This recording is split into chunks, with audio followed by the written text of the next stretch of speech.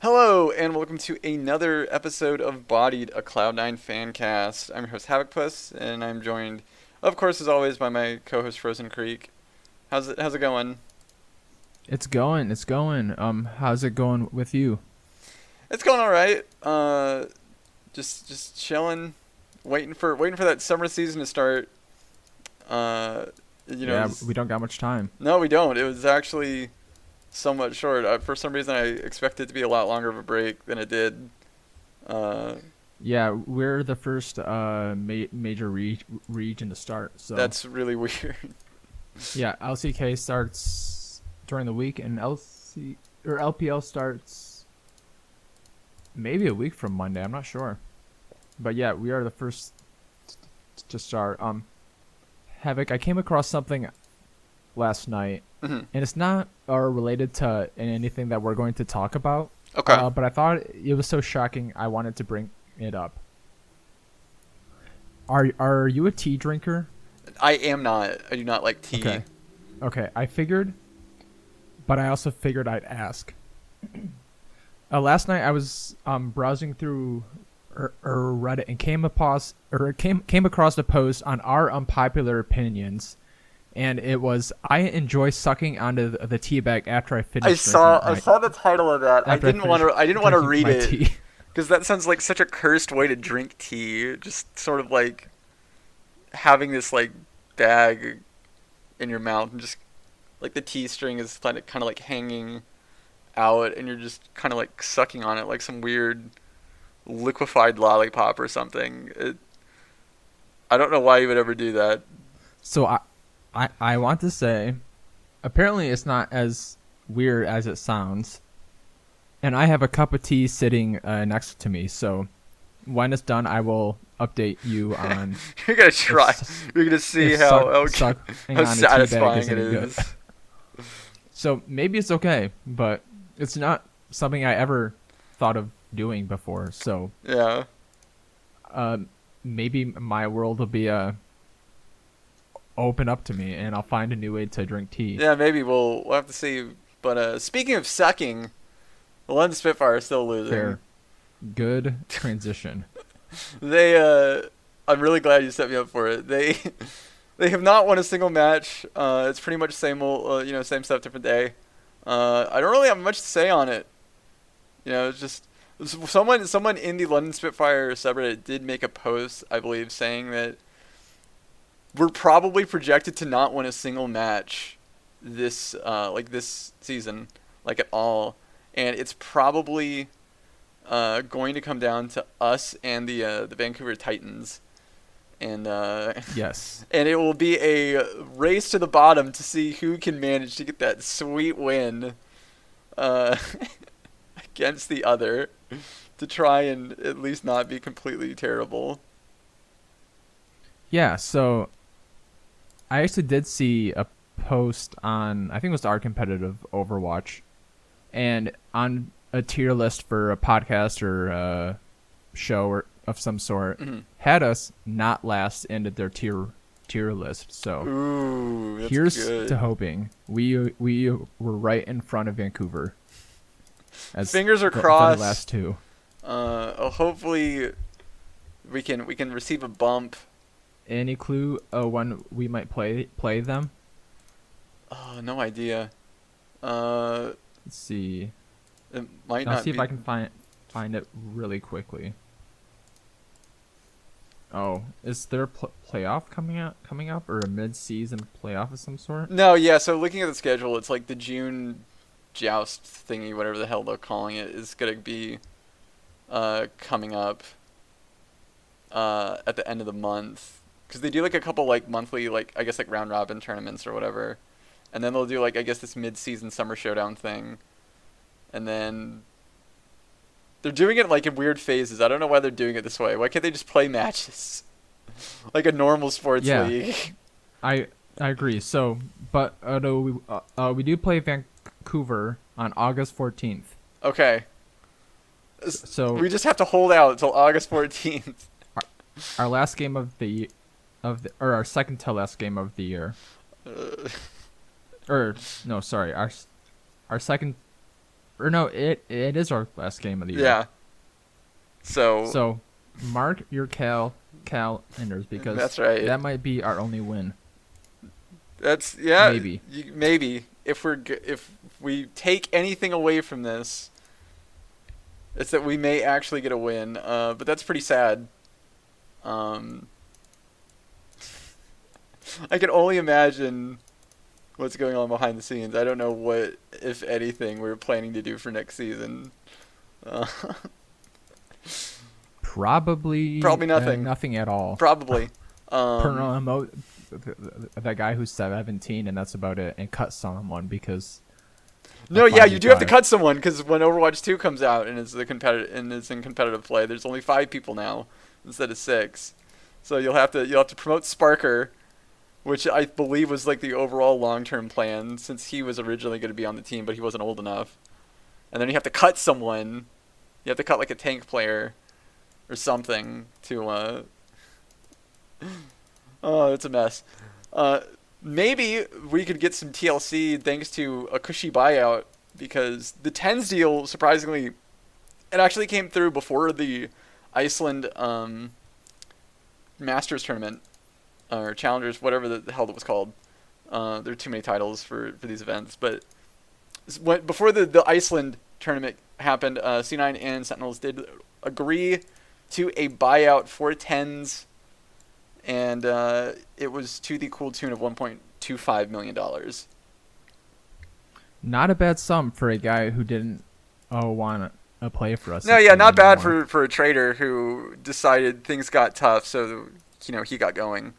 Before an event, might I add, like right before our team was going to play for a tournament, he decided to just bail, and then was playing on solo queue and complaining about ping and.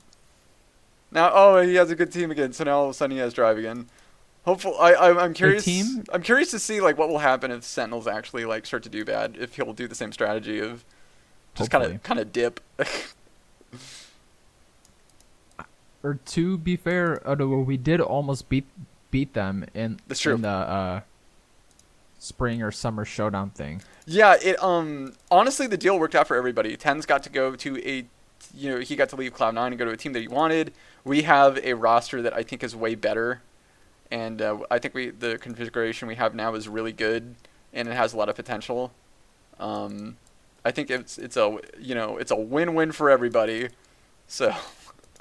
Yeah. Oh, I think so, and that buyout pays for our salaries for a month or two. I'm sure. It'll probably just Band-Aid and help fix the CS:GO fiasco that we got ourselves into. Our colossal failure. Yeah, the colossal failure. I'm really curious to see like what, if anything, we do with the money. I'd really love to see us kind of put it towards our existing programs and just kind of try to get better players, better coaching staff, just kind of try to improve what we have instead of trying to like go into more games, So I'm really glad that matter's all settled because I think like every week or something, I would see threads asking like, "What's the deal with TenZ? Why are we keeping him in contract jail when we weren't?" Like there's an alternate universe where Jack would be even more callous and just be like, "No, I'm not going to loan you out to Sentinels because you're my player," or I'm not going to sell you at all, and you're just gonna, if they want you, they're gonna have to keep renting you out for the remainder of your contract. But looking at the situation, everyone had like a really good working business relationship, and everyone was actually working pretty nicely. All things considered, of what you usually see that go on in like sports. So. Yeah, and I look forward to beating their ass. Once Floppy can actually get some practice. Yeah, I hope he can beat them once Floppy gets more practice, and maybe Zeppa can get slotted in. I don't know when we play next because I guess it's maybe like an off-season period. Okay. But I was going to ask you that, but that does make sense. Yeah, just because Iceland happened like over the weekend, I think, last weekend. But yeah, moving on. There's not much else to touch on for that. We can talk about Cloud9 Amatuer and their most recent performance at some event. They were in the quarterfinals for the Resolve Cup Season 3 quarterfinals. Yeah, I think it was a Proving Grounds tournament. They went 3-0 in their group, topping some actual good teams, and then they 3-headed themselves last night. We're recording this on Wednesday, so they played their best of 5 on Tuesday. They decided to pick Corki twice, losing both games, and then in Game 4 picking Corki again and conveniently losing that game too. So it was tough to watch from Captain Shrimps, but I know that he is a lot better than that. Yeah, he's one of our more consistent players on that roster, I think, isn't he? Yeah, and Sinindra was open, which he won Game 1 on, and it was weird that they went back to Corki again, but yeah, it is what it is. It was a good learning experience again for them. I think they should be able to qualify for Proving Grounds based on what I've seen of competition so far. So yeah, I think it's good news. I think the big thing that they need to work on is maybe just their consistency in their in-game, like sort of their macro play, because it seems like a lot of times they're just kind of all over the place and they don't really know what to do. Like watching them and versus like our LCS team, it seems like a lot of times they'll just kind of go in, maybe not having a plan or just thinking that like they can maybe just fight it out and not having like, like a strategy past a certain point or something, and then they just kind of wing it. It seems. So that seems to be like my main issue, I think, from what little I saw. But that makes sense because they are amateur players. They're not super seasoned LCS veterans. So I'm not expecting like LCK or LPL levels of like big brained, big brain map awareness and everything like that. But yeah, it kind of sucks. Hopefully they can do better. I would really like to see them qualify for Proving Grounds, just because I want to see more of the amateur players play, because some of them are really fun. Like our bot lane's kind of good. It's fun to watch them play.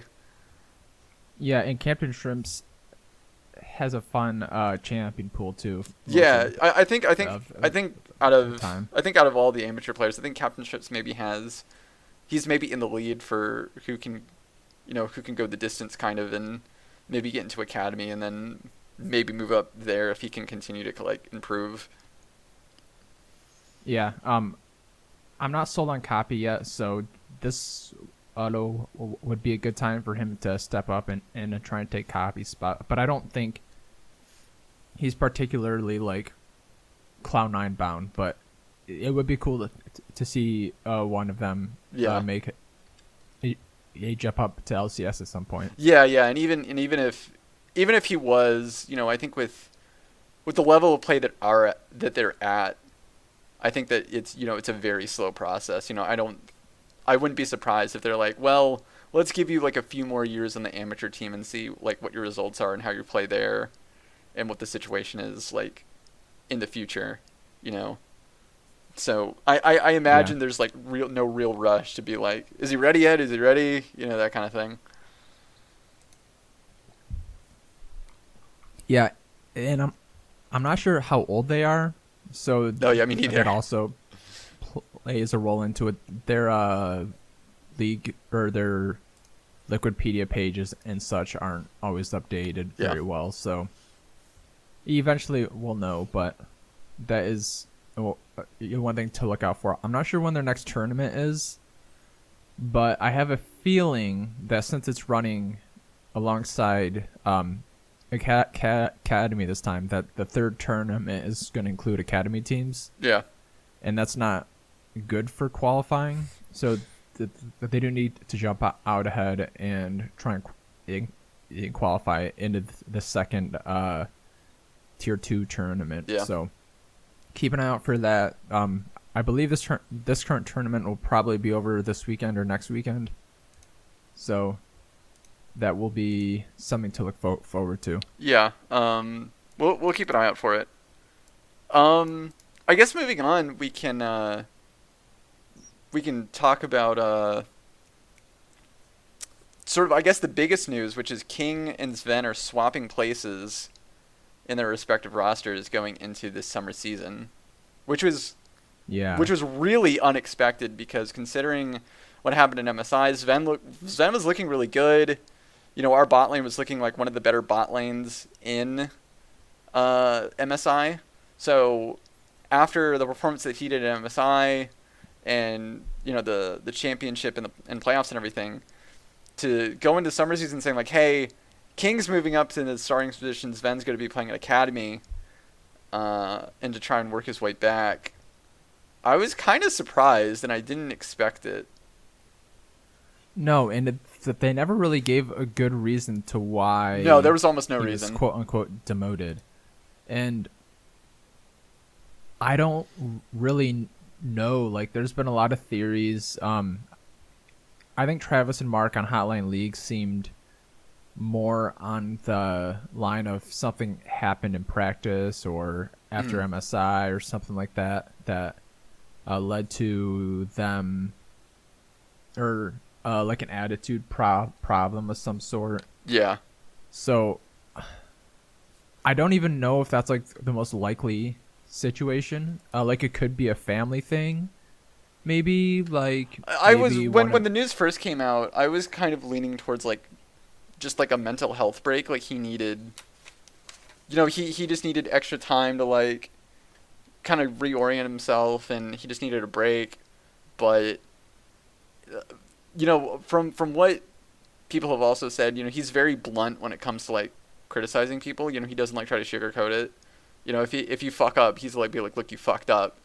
You know, you gotta be, you know, you can't do that shit. You gotta do it this way. And it could be that just with how our MSI performance was going, he could have just really, you know, just went off on someone, and he was really being like counterproductive in like VOD reviews and scrims and everything, and just creating sort of a bad, you know, a bad space for practicing and improving and everything in a team environment.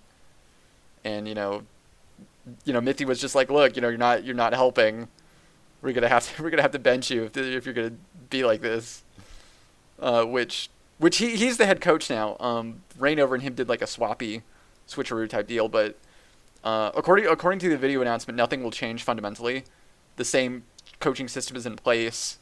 You know, we still have the same coaches. It's just who's doing what is kind of just a little different. So that, you know, nothing will really fundamentally change on that level, which I think is good, you know. But the 80s situation is kind of jarring.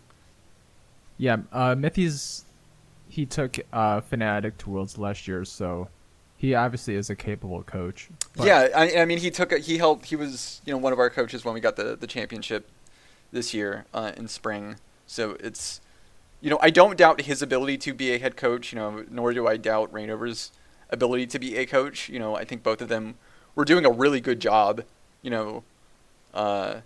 So, you know, I don't, you know, as long as they're still on the team, as long as they're still helping coach our players in the aspects that they feel most comfortable that they can excel at, it's whatever, you know, as long as we're winning, and as long as we're continuing to improve and do well, I don't care who's the main coach and who's the strategy coach and who's the role coach, you know, as long as you get the job done.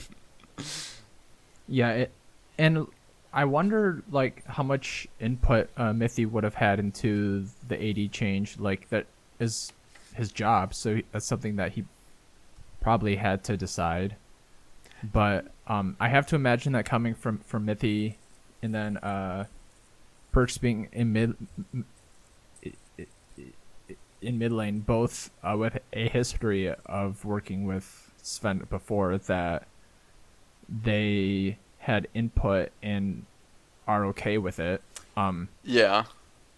Another thing that I'm curious about, Academy plays tonight on Wednesday, and we will know more once they play, because we are recording right before they play.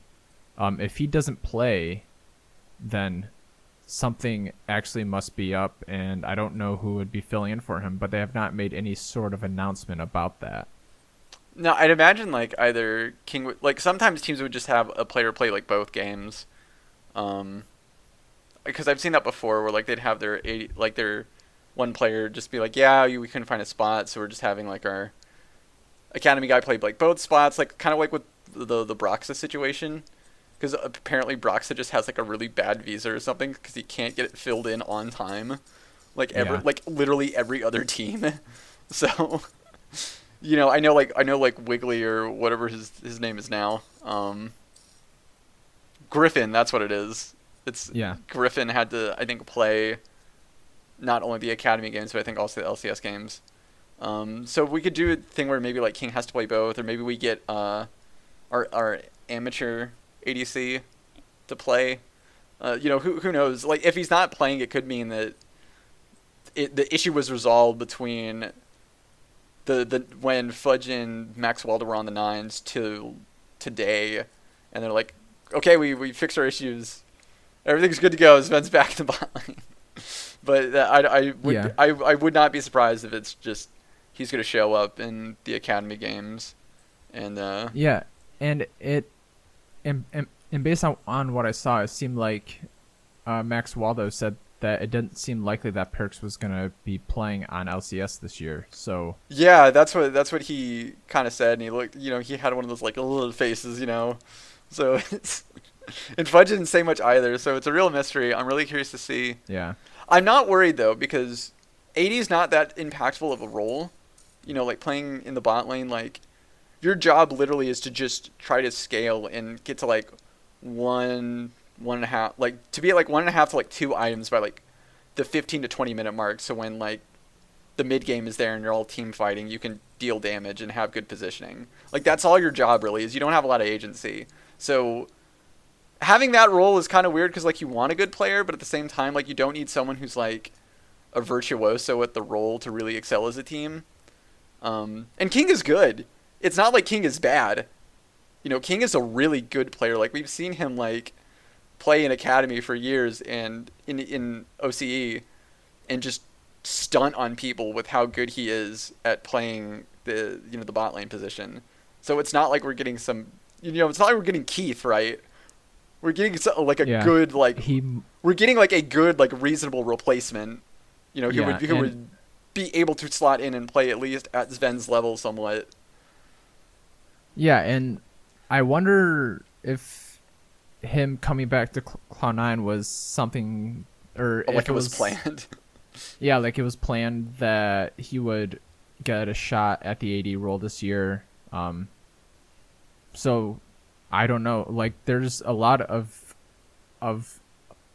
uncertainty around this, and I'm not sure if we'll ever really know. I think if Sven doesn't play in Academy tonight, there are a few things that we can infer.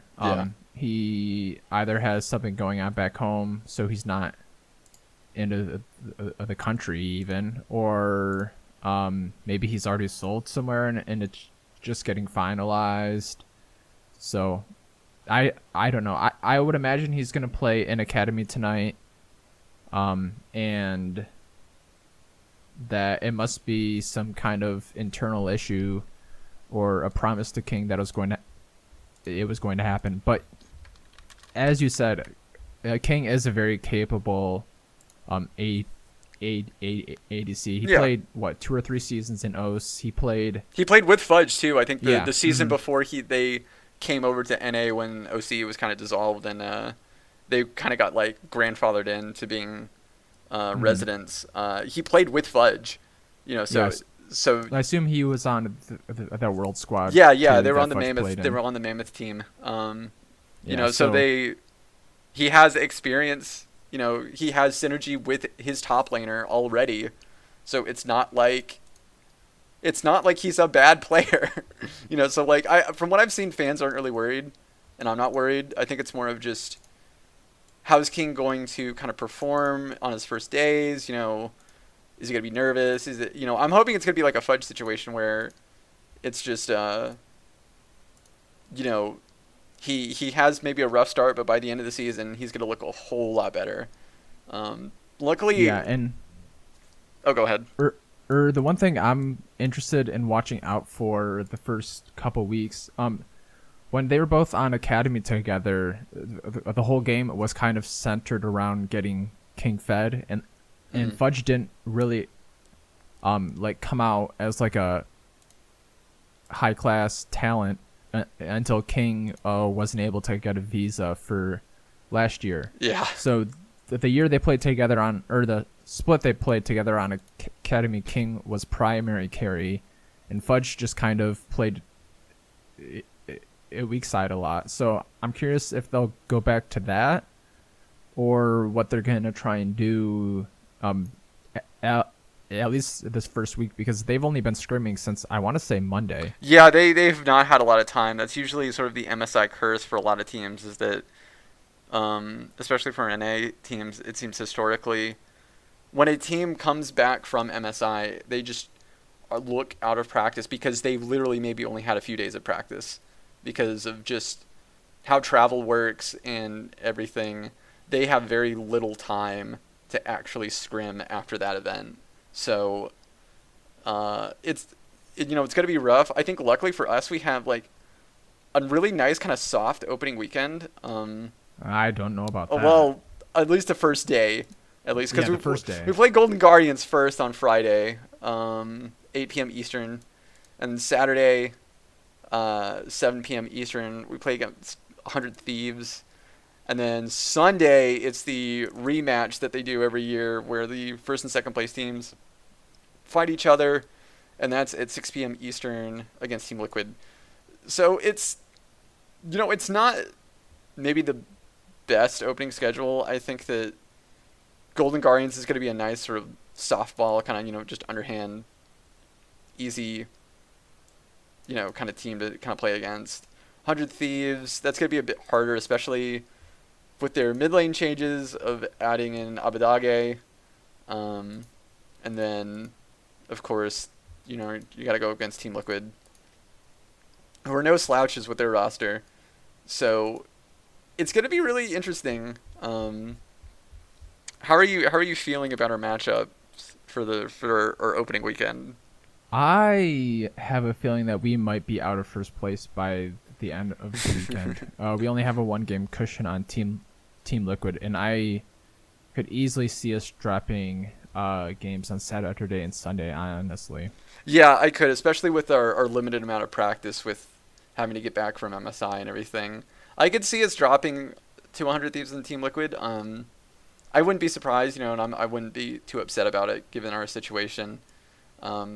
My concern more is about if they're able to adjust from those losses, since they haven't had a lot of practice and are able to bounce back within the next week or so for, just actually kind of getting in the groove and understanding kind of, hey, this is what the meta is. This is how people are playing now. All right, let's try and get our synergy back and get up to form.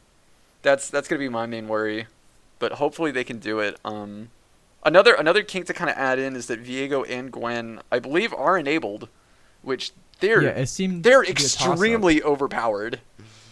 Yeah, it seemed to be a toss-up, but Academy is playing with it banned right now. I'm watching the Team Liquid a TSM game in the background, and it was banned by both teams. So I have to imagine it's going to be an LCS then. Yeah. I imagine that to be 100% pick ban with just how stupid their kits are.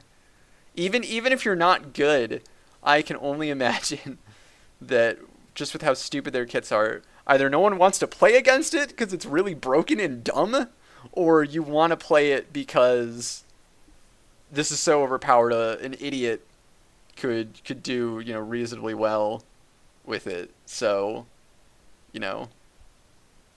it's gonna be an interesting weekend. Yeah, and they'll be playing on 11/11, I believe, and which is quite a bit different from the patch they played on MSI. Yeah. I don't think Morgan is going to be a jungler that we see, but Rumble is still pickable. Udyr's probably the best jungler.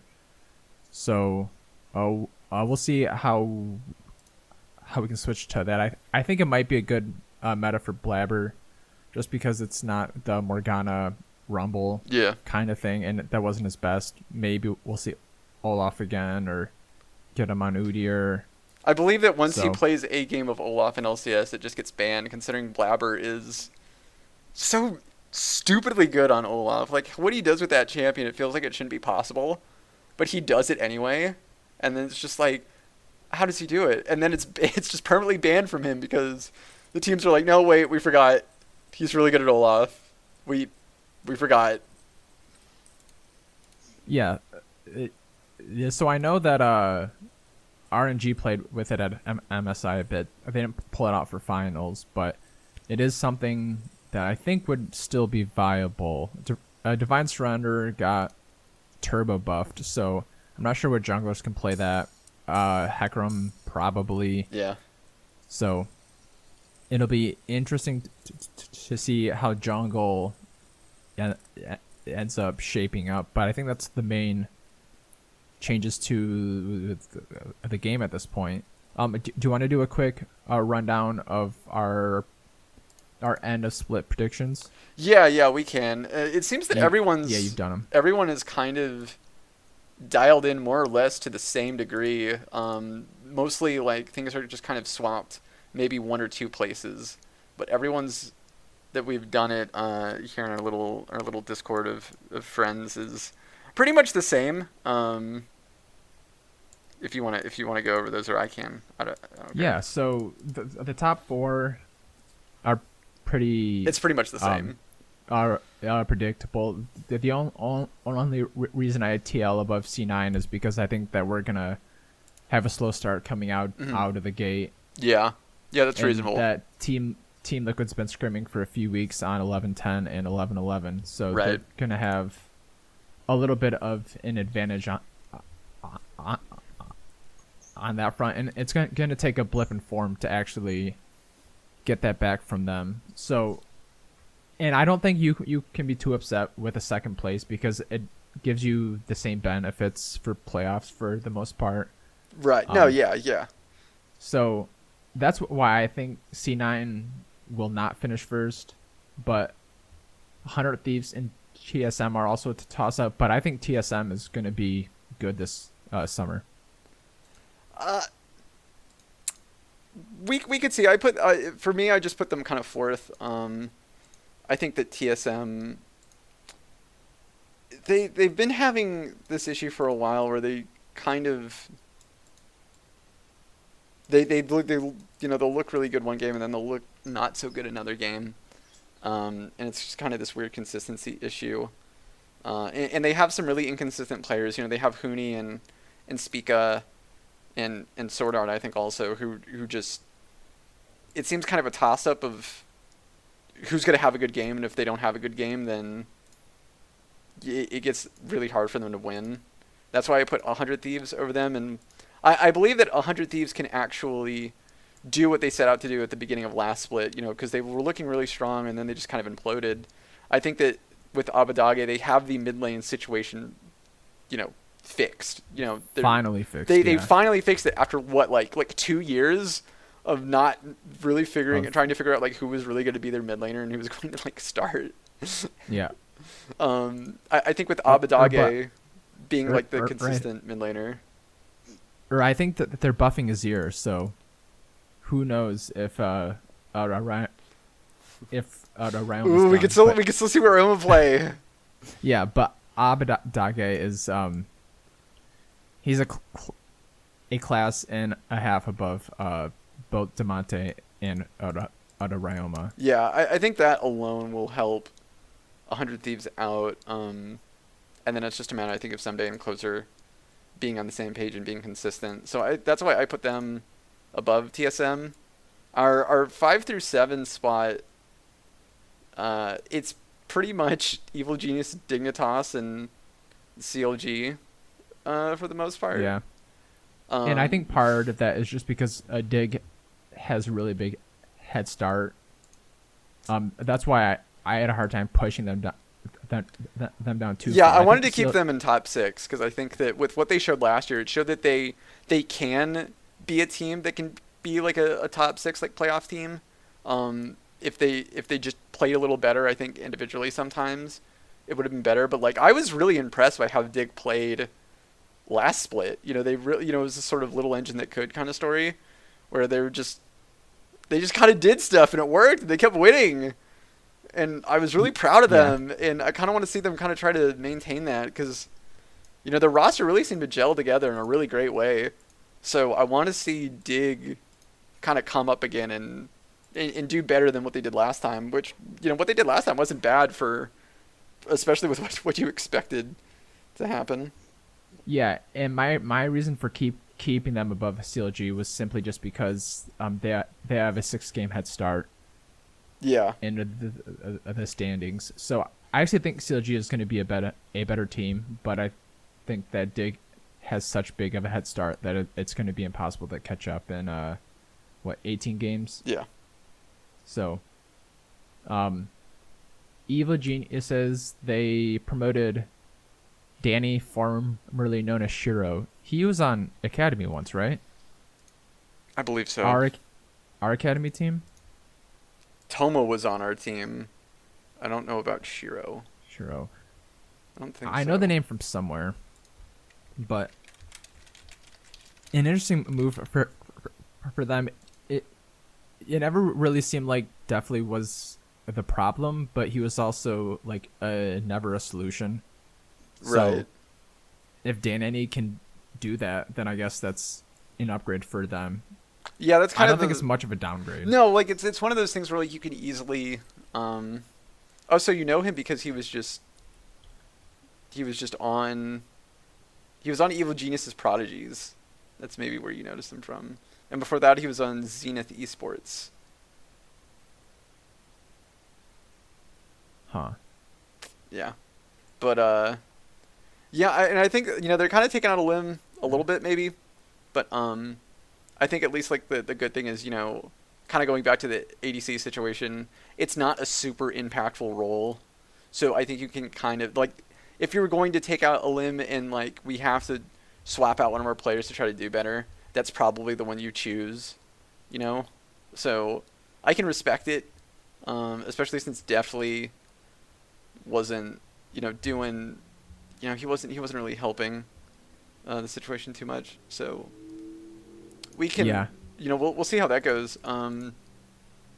For mine, my bottom 4 are pretty much just Fly because they've been having troubles, and I'm not sure if they can like really improve with who they have. CLG because they have some good individual players, but I just don't think they can come together and really do anything. And then you have IMT and Golden Guardians because they just don't have any firepower. They have. Immortals, like the biggest player they have is like maybe Xerxes, maybe Insanity or Revenge, and then Golden Guardians. It looks just like an island of misfit toys where no one. Yeah. Like no one wanted solo really. Bad. No one wanted to Blaze Olive or Stixay or Chime. Yeah, they're both not good teams for the bottom two. I actually just switched Golden Guardians to bottom because I know Immortals has like a 4-game head start, and I don't think either team is going to maybe win more than 4 games. Yeah. So it's going to be tough to catch up there. But yeah, they're both not good. Who was it? Golden Guardians brought in solo? Yeah, Golden Guardians brought in solo. Then because Niles was their starting top laner, they moved him back down to Academy. And brought up Chime, who is a former Bard one trick. So maybe I don't think they're going to be able to cheese enough games to pass Immortals, but no. I think they'll be better than Immortals. Yeah, they could be. We'd have to see. But 8 teams will make playoffs. I think that 8 team will be FlyQuest. They did make one change, which was at the end of last year.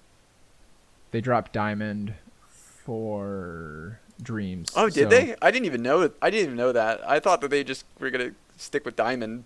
I didn't even know that they. I didn't even know they swapped out their support. Yeah, they swapped. I want to say the last week or so. Okay.